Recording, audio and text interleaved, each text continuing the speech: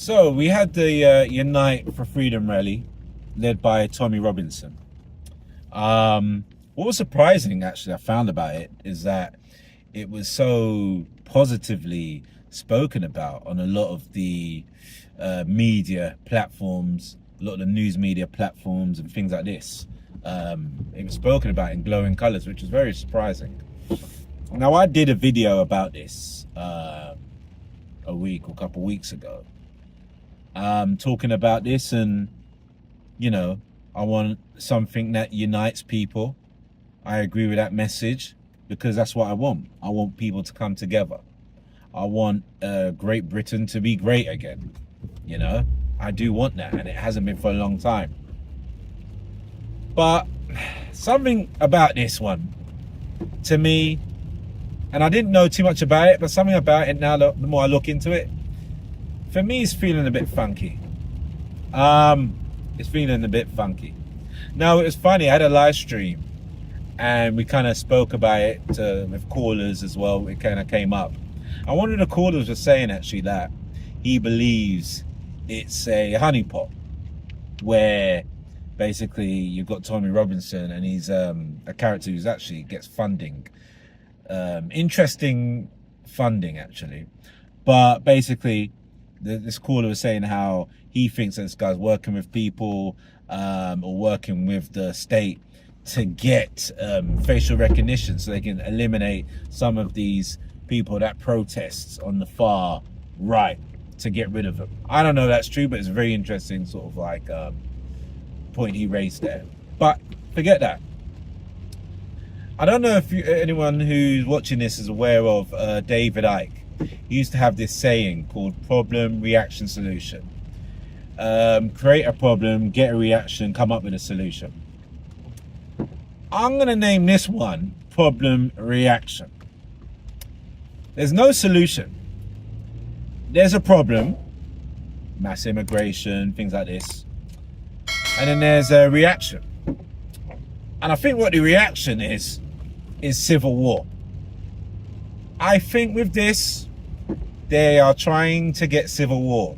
I'm not so sure if it's really about uniting the people. I think, and that's why it's probably getting a lot of good coverage, positive coverage, is because they want civil war. They want people fighting.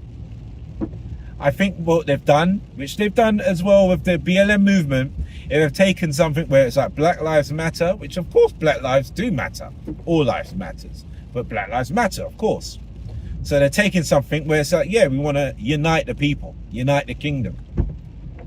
But the way they're using it is something for, I believe, insidious purposes.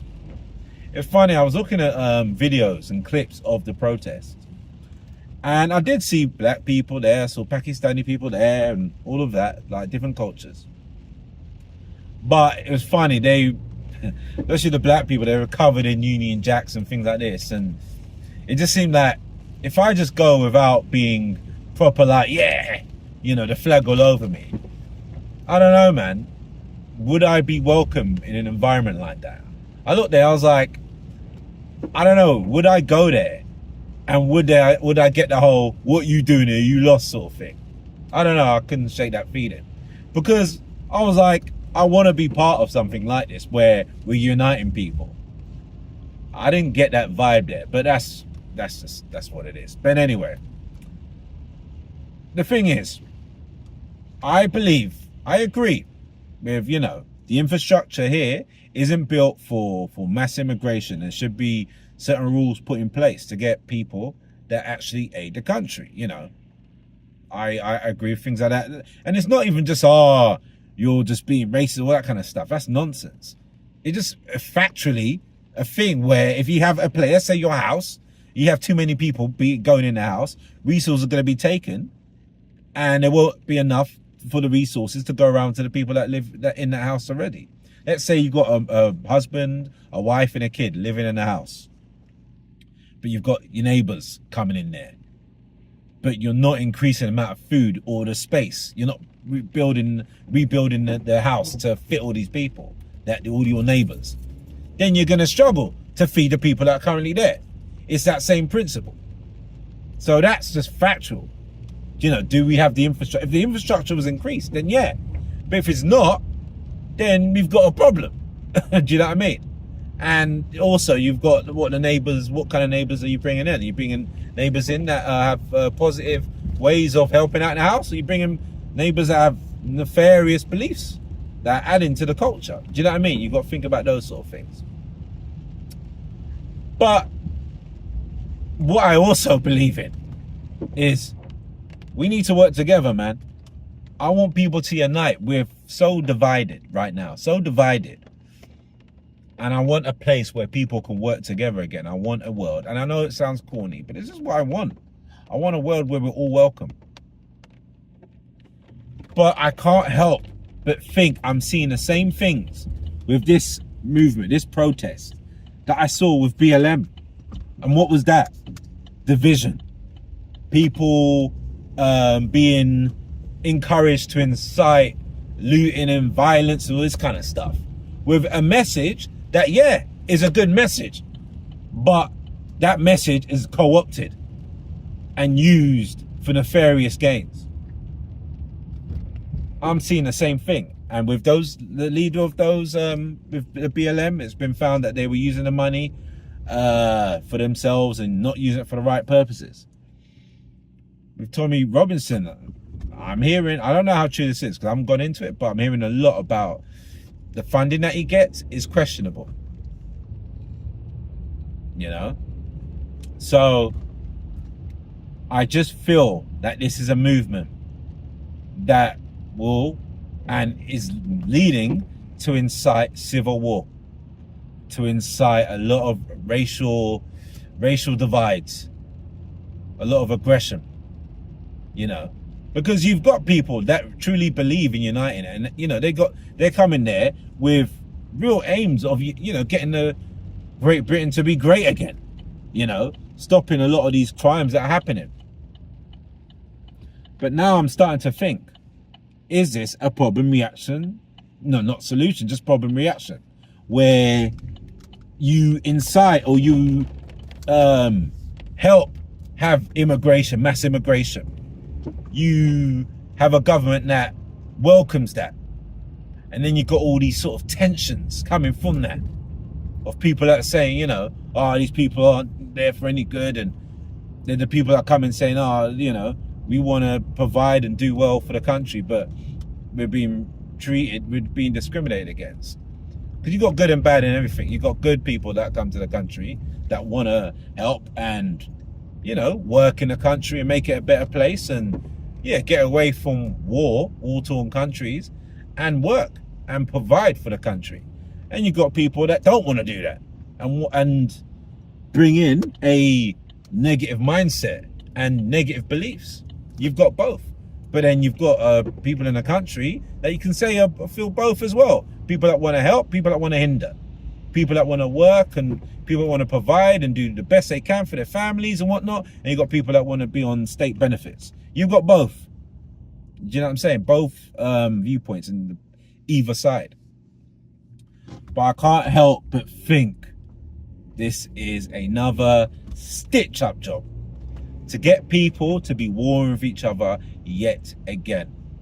See, with these things, you really got to just watch out and you really got to investigate and just be careful about what you're told on some of these social media platforms and these news platforms. And here's a rule of thumb, people. When you've got something that's there, that's done supposedly by the people, as big as this, that's getting so much positive coverage from the media, start investigating that. Because you notice that what didn't get the coverage, that didn't get the positive coverage, was the I don't even want to say the word because,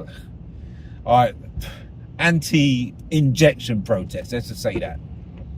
I have to be very careful because I was deplatformed for having my views on that. So I have to be very careful on YouTube. But yeah, you had very negative spins on it when I was in there, I was in the mix of it, and it was so positive. And it's people that wanted sovereignty, people that wanted to make decisions on their own body, people that wanted their rights to be upheld, you know? And it was getting a lot of negative coverage. They were getting people in there that were working for the police, that were doing or working for the state, that were inciting violence when people were protesting peacefully, and then getting the riot police to start acting and creating a crazy concoction of violence there, trying to incite it. You had that going on. But that was getting a lot of negative press from the media, where we just wanted sovereignty back. And this, just like the BLM, is getting a lot of positive praise. Is it going to be one of those ones where you look back again and we see, oh yeah, it was another stitch-up job? Do you know what I mean? When it gets longer down and people start looking into it, as usually happens, and find out it's fraudulent. Because I believe it is. I didn't know a lot of it. I didn't really look into this at the start. Looking into it now and seeing the feedback from it, and seeing some of the outcomes of it, and I'm sorry, this is looking like a problem reaction without the solution. They don't need a solution. They just want the reaction. You know? They just want the reaction, which is civil war. This is what I think. Let me know what you think about this, people. Have I got this totally wrong? Or am I onto something? You know, I always appreciate the comments from our community, man. We've got a lot of smart people in the community, so I want to hear from you. Let me know what you think about this. Give me that HBO special. Help a brother out by commenting, liking, subscribing. And let's get the engagement going. Let's chop it up. Let's see what you guys think about this. And I'll see you in the next video, people.